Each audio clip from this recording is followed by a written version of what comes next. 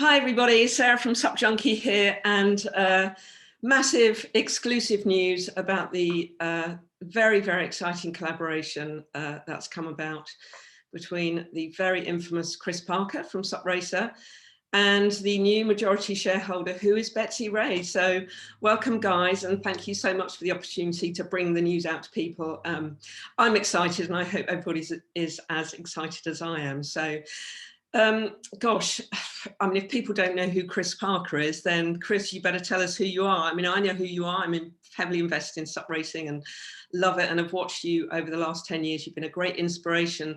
So can you very briefly tell us what is SUP Racer? Who is SUP Racer? Well, that's a fluid answer these days, because it's there's some exciting changes. And thank you for bringing us on, Sarah. It's always good to chat with you. And yeah, SUP Racer started as just a little passion project about 10 years ago, 11 years ago. I was obsessed with SUP racing, and I just kind of wanted to follow the sport. And a website like SUP Racer didn't really exist. There was some other good websites out there, but they had a very general focus back then. And I just wanted to follow the racing. So I created SUP Racer as kind of the website I wanted to read every day, and was just very fortunate. It was the right time, right place, and I had a lot of really good friends in the industry, really top paddlers over here in Australia that kind of helped give me a leg up. And yeah, it became a full-time job within a year. And for the next decade, it was an adventure, just traveling around the world, as you know. And we caught up with you several times and seeing some of the best races and having some of the best adventures you could imagine. It was a trip. And then, of course, COVID hit a few years ago, and that was, overnight what SUP Racer was, traveling around the world to these events, and just the events full stop. Like, everything stopped.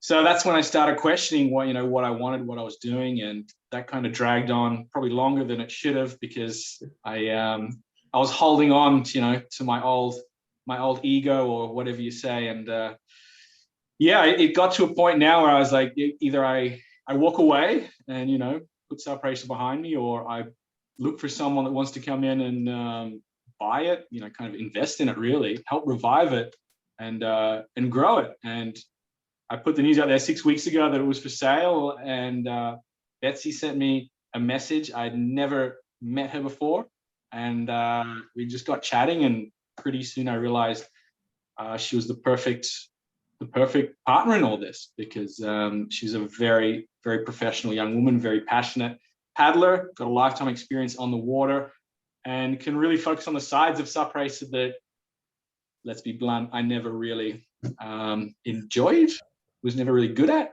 The whole business side, the whole management side that any real company needs, but I've always just been more passionate about the creative side, and it's hard to balance that when you're trying to create a proper media house. So yeah, I couldn't be happier that the Betsy's come on board. I think it's going to be a very exciting partnership and collaboration. And yeah, I guess the old boss man shirt's gonna have to be retired, because I can't really claim that title anymore.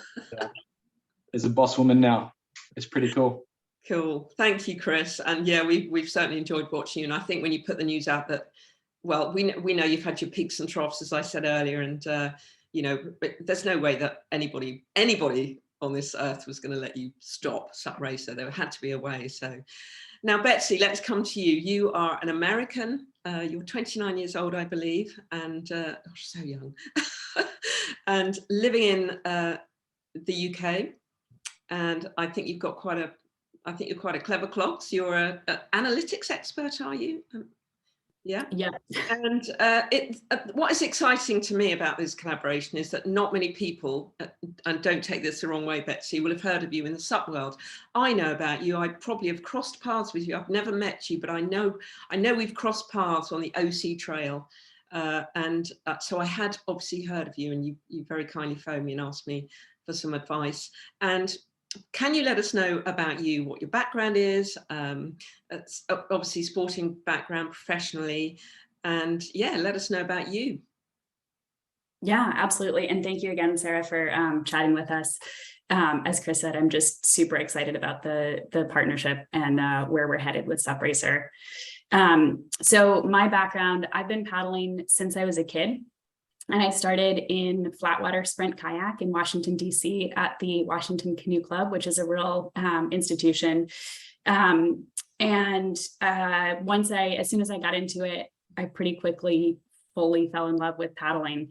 And then from there, picked up some other paddle sports. So outrigger canoeing, as you mentioned, I've been doing a lot of over the last several years. I also do marathon canoeing, sometimes called like sit and switch here. And I'm dabbling a bit in surf ski and of course now stand-up paddling, because how can I not? I'm just, paddling has been huge for me, huge in my life. I'm definitely obsessed with it. All the different paddle sports too, I think for me has been a huge learning of every time I learn a new paddle sport, it's like it opens up a whole new world, and really makes me feel like I have a deeper connection to all of the different paddle sports that I've been able to do. My professional background has been in marketing. So I've been at a advertising agency for about 7 years now, and have had the chance to have a lot of different roles there. At the minute, I lead our analytics team based in London. So as you mentioned, lots coming in on the analytics front. And I think as Chris mentioned, a lot of experience on the business, marketing, and advertising side of things, which is what I see is a huge piece of what I'll be able to bring to SUP Racer with all of that experience. Because what we want to see is for it to become, a sustainable business, a growing business, and something that's able to take on more than stand-up paddleboarding, which I think Chris has teased in his first post. So take on some additional paddle sports in the coverage as well. Cool. So water is in your blood, which is music to our ears. And I'm sure the other thing that is music to Chris's ears is analytics. I mean, you are a proper stats man, Chris. So we all know that you come out with the most amazing figures, facts, whatever. So Betsy, you recently were paddling for Team GB, I think, in the World Sprint Championships at Eton Dorney, and that's where I pitched up and probably saw you on the water. I may have a photo of you as well. Betsy, were you looking for a business? Were you looking for something to do, something to complement what you do? Obviously, you're in an office, you have your lovely paddling experiences, but was this something that you were actively looking for? And also, how did this come about? Was it literally seeing Chris's post? Yeah, I saw Chris's post. No, I've actually been, I think for a really, I'm really, obviously I mentioned passionate about paddling, which is a theme here. But I've wanted to do something in my life that helps grow the sport for a really long time. And I think I've seen how a lot of people around me have done those things. People like Pam Boatler, for example, who founded Women Can International, which helped get women's high kneel canoeing into the Olympics. The people who are in the leadership of the different canoe clubs that I've belonged to. I've always looked up to people like that who are able to give back to the sport as inspiration, and as something that I wanted to be able to do with my life. The media side of things is also a really natural fit for me. Again, coming from an advertising background, having some business professional experience, it's an area where I think I'm able to sort of add my skill set pretty easily. And it's also something that I think we need in paddle sports to help grow the sport, to engage the community, and to get more exposure to, right? I think a lot of people don't know that you can race stand-up paddle boards, right? Like, people will go out, they'll do SUP on a lake on their holiday, and they have no idea that there's this whole racing community out there, let alone, outrigger canoeing or some of the other paddle sports out there. So I really want more people to be able to access that, to be able to have the chance to get into racing, to learn about it.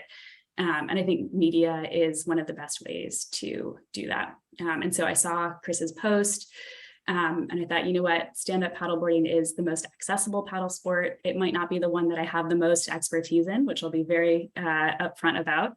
But I know it's one of the fastest growing. Chris was looking for support for SUP Racer.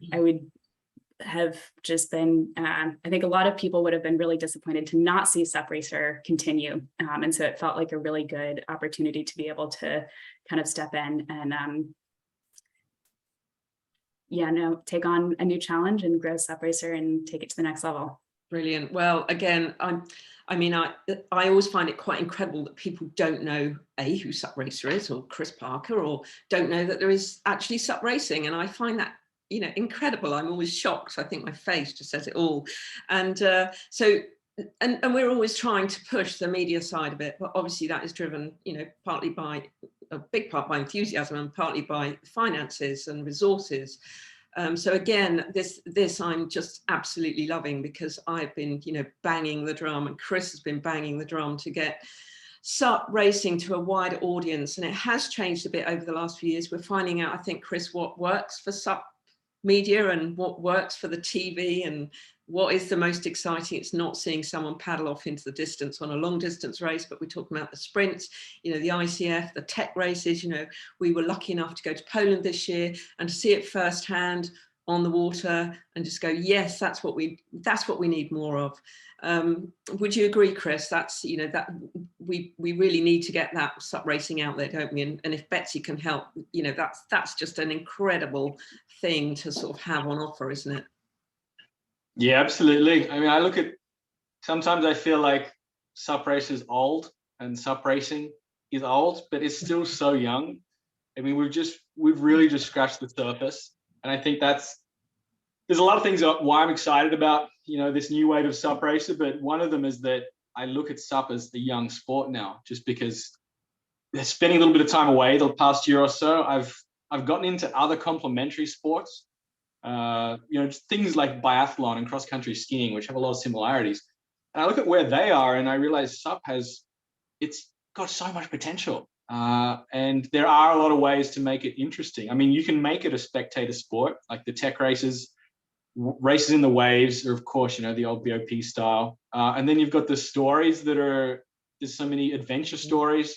I mean, paddling down the Yukon, of course, something now that I'm mildly obsessed with for some reason. I think there's a lot of different angles to paddling. And if we can find that right coverage, like you said, and find those stories, and of course, find a business model for it, we have to embrace the fact that sport is business these days. I think SUP has a very healthy future. And I think what I like about the SUP at the moment is that we're seeing a lot of complementary angles coming in from other paddling sports. Like, I know when we go to Canada, there are old canoe races that have kind of been revived through SUP. And it's almost come full circle because, back in the day, SUP was piggybacking on things like paddleboarding and even windsurfing events over in Hawaii. Now we're going to places, like Canada and Eastern Europe, and it feels like there's this whole new era beginning. See, I don't want to ramble on too long, but we are on a time limit. Betsy has a job to go to at some point. But yeah, I think there's a lot of potential, and yeah, I haven't been more excited about the future of paddling for a while. I can say that. Good. Well, that's really, really lovely to hear. Really lovely to hear, because you've got passion in droves. Yeah, I think SUP has, as you say, it's done a little circle and it's now kicking the old sports butts and going, hey, look at us, we're new, we're quite sexy, and come and play. Hopefully that is the case. The other thing I wanted to ask you about, Chris, as well, with this collaboration, is when it first came out that you wanted to sell SUP Racer, there were a few ideas of throwing it to someone like the ICF or one of the the associations. And I know that you've had a lot of experience in the sport. You've been around for longer than most, so all the pitfalls, who everybody is. And I think you really wanted to retain that independent vibe, didn't you? And I guess, knowing that you are such a supporter of women, as I know that you are, that you must be delighted that you've got this young woman who is going to help you just breathe life back into SUP Racer. I mean, it's exciting on all fronts. I'm excited because you live in Great Britain as well, Betsy. It's like it's coming home. So yeah, I know that that will be something you're very passionate about, Chris, is the fact that Betsy's a woman and she's young and she's enthusiastic. You've been a great supporter over the years. Yeah, no, I think it's almost symbolic of where the sport's going, that Betsy's taking it over. I think probably one of my highlights of racing in the past, since COVID, I think my highlight in SUP racing, you know, watching it as a fan, as a commentator, has been watching the young women, the young girls come through from Spain and the island of Mallorca, a place that's pretty close to my heart. And I've watched these kids grow up. I met them when they were 8 or 9 years old at the training center over there that Lara Quaitglass runs. And in the last season or two, we've seen them become like literal world beaters. And for me, it's very symbolic that these young women are kicking ass. And I feel it's very, very complimentary, the fact that, you know, we've got this very talented young woman taking over SUP Racer. So yeah, I think that really fits. And yeah, you're right, I did I was considering making a deal with the devil earlier in the year and talking to some of the federations. All the devils, there's a few of them in the sport. So we love the federations. They have their place, and I love to give them shit sometimes. But I mean, we can't just criticize them, because they're coming from their own angle, and it's not like they're coming in as a charity saying, "What do you need? We'll give you everything you need. We've got these unlimited resources." They're a business, and they've got their own agenda and priorities, and we have to meet them halfway if we're going to have a relationship. Whether it's, you know, the surfing community, the canoe community, whoever it's going to be. So I don't want to give them any more shit. I've done that enough over the years. But I did consider it, and I actually had a couple of preliminary chats with some, you know, I won't go into details, but there was some discussions, and it didn't really feel right. And I know I would have regretted it, because it would have meant SUP Racer just lost its independence. And I think the reason SUP Racer has been popular over the years is because it's had that sometimes quite stubbornly independent streak. And that was one of the reasons I was so excited, you know, negotiating with Betsy, is because one of the first things she said was, we need independent media. Like, it's, you know, that's how media needs to be. So as soon as she said that, I realized it was going to be in safe hands. Yeah, great. Well, I think going back to your comment about giving these associations shit is not that. You are just honest enough and upfront enough, and that is what I personally have always loved about you, and try to follow you in my live feeds, is just to be honest. People love that honesty, they love that frankness. And if you're poking a bear, you know, it's only because you want things to change and want them to be better. It's, you know that they, as you say, they have to have their own agenda. But you just want to poke them a bit and just say, come on, you know, we're doing that in Great Britain at the moment. We're poking a couple of bears that need to get up and get off their backsides and help the SUP racers, you know, and we're not being rude or disrespectful. We're just going, come on, do it. So, yeah, so look, moving forward, my goodness, so exciting. Where do we go from here? Betsy, what is your vision now for SUP Racer? Yeah, absolutely. So we are launching the new wave, appropriately named, of course. So you'll be hearing more about that from us at SUP Racer. It's going to be, I think, very much still Chris doing all of the content, leading creative, doing what he's best at, which is super clear. He's great at telling stories. Stories that you want to listen to, even when it lasts longer than you think it should, you're still engaged in the story, right? Yeah. Which is awesome. So yeah, we'll be having some more stories coming out soon, covering sort of a variety of different topics that I think everyone's going to be really interested in. And looking beyond SUP, looking to the broader paddling world as well. You know, I kind of mentioned it earlier, but one of my goals with SUP Racer is to be able to add more paddle sports coverage. So potentially outrigger canoeing next year. We're going to try and take it a little bit slow and steady, but I think there's a huge amount of potential. So get tuned for more content, more regular content, and get excited to hear more from Chris again, that everyone's been wanting more of for the last during the pandemic, I think. Absolutely. We've missed you, Chris. We always miss you. I've often had people message me and say, is Chris okay? Where is he? I said, oh, he's just dropped off for a little while. He'll be back. You know, it's just what he does. That's, I guess now, sorry, Chris, I guess now you've got that opportunity to do what you are absolutely brilliant at. As I said earlier, your knowledge of paddleboarders, the people involved in the sport, the associations, the big names, the small names, you always go back to Mallorca, and, I guess you're speaking about people like Duna Gordillo, who just shone in Poland. Yes. And, she's an absolute superstar. And, your coverage has always been so absolutely on point, and, what you do, your writing ability is, is just insane. So I guess this frees you up now to just come back to that, doesn't it? And just be your lovely creative self again. So you must be excited about that. Oh, absolutely. Yeah, you summed it up very well. I mean, I don't really need to even add anything there. You summed it up perfectly. Like I've got the freedom now to focus on what I enjoy and what I want to do. And that's exciting. And I think in a way I'm going to be better at what I do. I mean, I don't think I'm particularly talented in any areas of this. It's just that I've always been passionate about it, and passion comes through when you're talking about things like we see with SUPjunkie as well. I mean, you're one of the biggest fans in the sport, and it comes through with your coverage. And I think it was the same with SUP Racer. And I suspect people noticed that, over the last couple of years, not just that I was posting like less than once a day, like much less at times, but I was getting a little burnt out, and it was because I was trying to do everything at once. And I always wanted to grow SUP Racer, but I just didn't have the right skills, the right mindset, the right amount of time to do it all. So the fact that it's going to free me up to focus on that creative side is, I think, going to improve what I can give back to the sport, because I'll be more passionate about it. And I hope that'll show, the next time I commentate a race or the next story or adventure I share, I think people will be able to see that again. So yeah, it's definitely giving me more freedom. So that's great.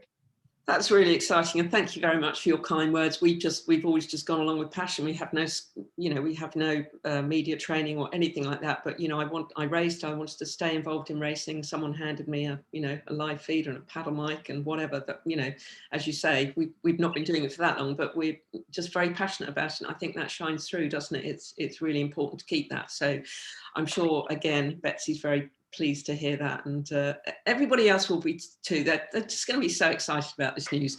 Absolutely. So I should sorry, Sarah, I should add quickly too, it's not 100% just on Chris, as much as we do want to be hearing from Chris, but one of the other things that we'll be looking to do is add some more contributors as well, because I think, to exactly what you've both just been saying, there's a lot of super fans out there who would love to kind of help commentate and report and share what they're seeing in their different areas and at different races. So we will be looking to add some more contributors as well, which I know has been part of SUP Racer in the past too, and that's actually been some really good content, especially hearing from some of the leading voices in the sport. Yeah, I mean, there are so many amazingly knowledgeable paddle sports people, aren't there? You get them joining as a guest for something, and you just love to hear their take on it. Candice and anybody, all the you will have chatted with them all, Chris. But that's great news. I think that'll be really exciting. Just as long as Chris and I can finally get to do a double act, because I think on a live feed we would be amazing. Yes, please. We've got to get over there sometime. Maybe Glagla, Sarah. I think we're going to do a SUP Racer board meeting at Glagla, right, Betsy? Okay. Definitely. I better book my ticket then. We're only going to the best locations. Buy your ski gloves and your beanie, and we'll see you in France. Yeah. And you can race an OC on that water, I gather, as well. It's not just all about SUP, so I could bring my OC. Hey. Oh. So again, looking forward, gosh, where do you go from here, Betsy? I mean, you've taken the step. You are now a majority stakeholder in SUP Racer. Chris, you are there. You're now a team for the moment, and long may that remain. Have you thought further than just signing the dotted line? And do you have a major plan, Betsy? Do you have this epic plan for 2030? 23 and beyond. Yeah. I mean, I feel like it's epic. So we've got some new content planned. In what I'm sure is not a surprise, Chris and I get chatting and the ideas for content just absolutely start flowing. So we've got some really cool content coming up, and maybe I'll let Chris speak to that actually. But in addition to the content, I'll be looking to get, hopefully some sponsorships in place. We're looking to, again, like build a sustainable business here so that we can grow and take on more stuff and not burn out anyone. So that's a lot of what I'll be working on. So anyone who's watching this who is an advertiser and interested in doing some sponsorships with SUP Racer, please reach out to me. And yeah, maybe Chris, I'll let you speak about some of the exciting content that we've got planned. Yeah, there's a few things I'm particularly excited about. I mean, there's going to be a lot of old SUP Racer in there, like a lot of SUP Racer DNA is going to remain. I still get really excited, like those young kids from Mallorca, when I see the next generation on the start line, they're standing next to, the Tituans and the Fionas of the world. I love racing, and I want to be, I'm writing an article now. I don't know which one's going to come out first, but there's an article literally on the screen behind me here, and it's talking about how I love our racing tribe, and I want to be a life member of the tribe, but I also want to explore beyond the tribe. I want to see what's out there on the other side of the jungle. And some of the things we're going to focus on is different types of paddling, and not just like canoe racing or OC1 or whatever, but literal different types of racing, like going around the world and looking at world paddling, what's happening in these indigenous areas and the historical association with canoes and paddling that go back thousands of years and have all these influences on, politics and wars. And it's absolutely extraordinary how much of an impact paddling has had on humanity. It's really very interesting. So I think the one thing I'm most excited about, there's a lot happening, but we've only got so much time. So I think the one feature that I'm really most excited about is world paddling, or paddle around the world. I'm not sure what title we're going to go with, but we're basically going to do a series where we look at some unique types of paddling in far-flung places. Those of us in the SUP racing world and maybe the OC1 and the kind of the ICF worlds might not know about. And Betsy and I were chatting the other day, and just within like 30 minutes, we picked 3 different places that we want to go, or that we at least want to feature. And there's just some extraordinary paddling out there. Like there's this canoe race in India, the snake boat race, where you can have up to 120 people in one canoe. Like we took about 14 footers. They've got 140 foot long canoes. It's mind blowing when you see the pictures. You can't look at that and not be intrigued, whether you're a hardcore SUP racer or just a casual sports fan. These are the kind of stories that would get picked up by the BBC or the New York Times. And for me to talk about those and blend the worlds of the hardcore SUP racing and the wider historic world of paddling is it's an exciting prospect, because we can really grow the reach of SUP racing. We can bring SUP along with this wider world of paddling. But it's also personally a challenge to tell stories about something that I'm not an expert on, Indian snakeboat racing. So it's going to be a fun new challenge. And there's even, eventually as this business grows and sustains itself, we want to actually get to some of these and start making kind of documentary style coverage about them. There's an epic 3-day canoe race in Belize where you literally start in the jungle and end up on the ocean. There's a crossing of the Panama Canal. And it's all within the world of paddling. So I think there's a lot out there to explore, and yeah, I'm excited to put on my explorer's hat. Amazing. Well, we did, you very kindly helped me do an article for the Paddle magazine, I think it was, or SUP Mag. I write for both of them, and we did an article on endurance paddling, didn't we? Ultras and endurance paddling. And I know that was sparked by you were doing a chat about something, and I was listening to you, and you talked about that was the way to get the media interested. It's not about the 10K race that might be happening on the Thames. It is about these major stories that we are seeing all around the world at the moment, and not just what you're saying now, the historical ones, but the latest ones. You've got people like Brendan Prince, who's just paddled around Great Britain last year. You've got the likes of Jordan Wiley, who's paddling 3 weeks and attempts to do that and would have done that had it not been for COVID. You've got people setting world records on all sorts of bodies of water and doing just crazy, crazy stuff. And, you know, the Yukon 1000 is one of those crazy, crazy races. But it is, I think, and I think you'll agree, that's what's going to get the media interested, isn't it? It's those big, big stories. And then hopefully that can all filter down through to that 10K race on the Thames. Would you agree that that's the way it's got to go? Yeah, again, I don't really need to even add anything. You summed up perfectly, Sarah.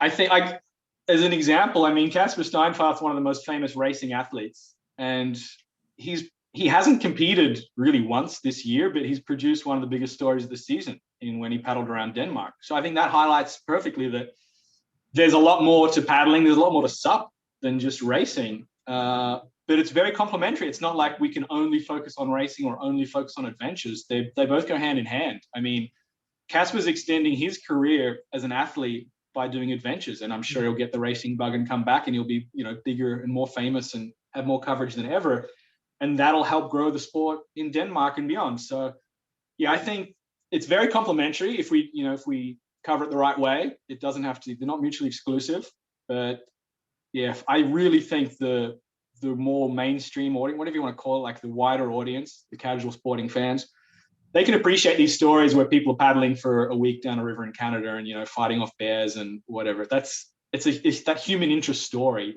of extreme determination. It's not as interesting for, you know, the average fans. If, you know, Boothie goes and wins the Carolina Cup again, it's great for us. You know, we get excited, but nobody knows that exists. So if we can bring them into the world of stand-up paddling with Casper's paddle around Denmark, and then, you know, not everyone's going to filter down to the hardcore level, but we're going to have that funnel where more people are coming into the sport because they were exposed to it by these grand adventures. Yeah, absolutely. And you've really been taken by the ultras, haven't you, Chris? Betsy, you obviously have done some, you know, pretty epic paddles yourself. So is that another connection between you and Chris? I think where you've bonded, maybe. Absolutely, yeah. I'm also I'm signed up for the DW next year, which is going to be my biggest ultra so far, the Devizes to Westminster, 120 miles. So we're definitely both on that distance and adventure paddling side of things, as well as the racing. But I actually think, you know, like Chris, you just brought up such a good point about, as an athlete, having that mix is really beneficial. And so I think for us to be able to cover both sides of those, definitely in my experience, like this year I did sprints, right? World sprints at Eton Dorney, incredible. Next year, you know, I'm going to do this like 120 mile race. As an athlete, to be able to have both of those options is really cool, because it helps you, I think, last longer in the sport, right? I mean, we're talking about a sport that you can do up into your 80s plus, late 80s even. I've seen some, you know, some people with very lengthy paddling careers out there still going. And so I think when we get into paddling, we get so excited about it. You want to plan for the long term, right? How am I going to stay excited about paddling until I'm, you know, 95? And that means, you know, I want to do some sprints sometimes. I also want to do some endurance. I want to do some adventures. There's so many, you know, lots of different types of paddling, right? There's so many different places to go. So I think it's really beneficial for the paddlers and the athletes to be able to have those options. And then for us to be able to cover all the different sides of that. Yeah, that's a really good point, Betsy. And I'm personally very excited about seeing the growth of SUP Racer to incorporate other sports. I mean, we've all, you know, I've taken up outrigger canoe. I absolutely love it. And it then just brought back my love for SUP as well, because I paddled an outrigger canoe for a year and thought, oh gosh, am I ever going to stand on a paddleboard again? And I did, you know, with renewed passion. So, and obviously these sports complement everything. I'm not quite into the ultras yet. But yeah, Chris, you're hopefully going to stop living out of a bag, your little bag that we saw in Jersey, which is about this big and it's full of everything, you know, finding a hotel on the run. Do you think those days are over, or? Yeah, I think that was part of the motivation to sell SUP Racer, was that I had a pretty amazing lifestyle for 10 years and I'm very grateful. Like, it was, you know, it was extraordinary. I was getting paid to travel around the world to these events. And for 10 months of the year, or pretty much the whole year sometimes, I was literally living out of a backpack and traveling around and sleeping on friends' couches and on the floors of airports sometimes. And, you know, if it was a good month, in Airbnbs. But it was a wild ride, but it's, you know, I'm 39 now. I'm in a different part of my life. You know, I've met someone here that I hopefully I'll spend a long time with. And, you know, we want to not settle down, but relatively speaking, yeah, settle down a bit here in Australia. So yeah, it's definitely a new phase in my life personally. And, you know, I won't bore everyone with the details, but I'm looking to approach this a little bit differently than I used to. It's not going to be 10 months on the road, but there'll still be plenty of traveling. Like you know, we're planning a trip to Thailand as we speak. So Betsy is going to fly in from London. I'm going to fly over there with my partner, and we're going to kind of have the first SUP Racer board meeting, I guess, at the 11 Islands event. That's very exciting. And, you know, then we'll be a glar, and there's still going to be a lot of traveling and adventures. But yeah, I'm in a little bit of a different part of my life. And I think that was, the more I think about it, the more that was probably a motivation as well to do all this. Yeah, and as I said to you, Chris, you know, you were wondering when had been the right time. I think there's always a right time for things, isn't there? And you can't plan it. You can look back and say, oh, why didn't I do it then? Well, obviously the time wasn't right. So I think, you know, this feels right to me. It feels right because you've got Betsy on board. Would Betsy have been around, you know, 5 years ago? Maybe not. I don't know. So no, clearly not. So you made a really good point. Sorry to cut you off, but I want to repeat the point you made earlier when we were chatting in the lobby of Zoom. And you mentioned that if you could have sold it 5 years ago, and it probably would have been worth more because I was doing it every day, right? I was very active, but I would have ended up selling it to the wrong person, was our conclusion. And it wouldn't have been better in the long run, because, you know, it would have been the wrong person to sell it to, and we probably wouldn't even still be here today, let alone another 10 years. So I think it ended up being the perfect timing, even if on the surface you could question that. I think in the long run, this will turn out to be the perfect timing. So yeah, I'm excited about that sort of thing. And I know, Betsy, you have about 10 minutes left. So if we don't want to keep you, but I actually want to ask you, Sarah, because we haven't caught up for a while. What's, not to hijack your interview, but what's because you know more about this sport than anyone. What are you excited about for next year? What's the big story? What's the big headline of 2023?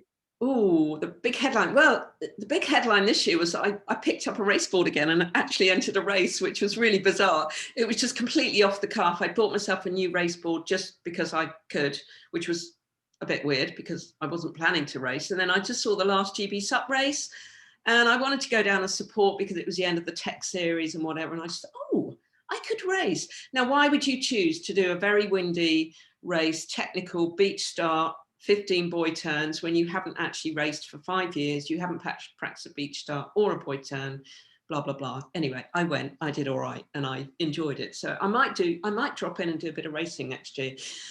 Gosh, GB SUP have just announced their race dates for 2023, which is really helpful for everybody because everybody can get their diary sorted and get their campsites booked or whatever. It looks a really exciting, they're having a bit of a change up. They had a change up of the age categories and board categories. They've listened to everybody because a lot of people are saying, no, like me, please do not drop the grand kahunas, the 60 plus. We need that. We almost need, nowadays, we almost need a 70 plus, don't we?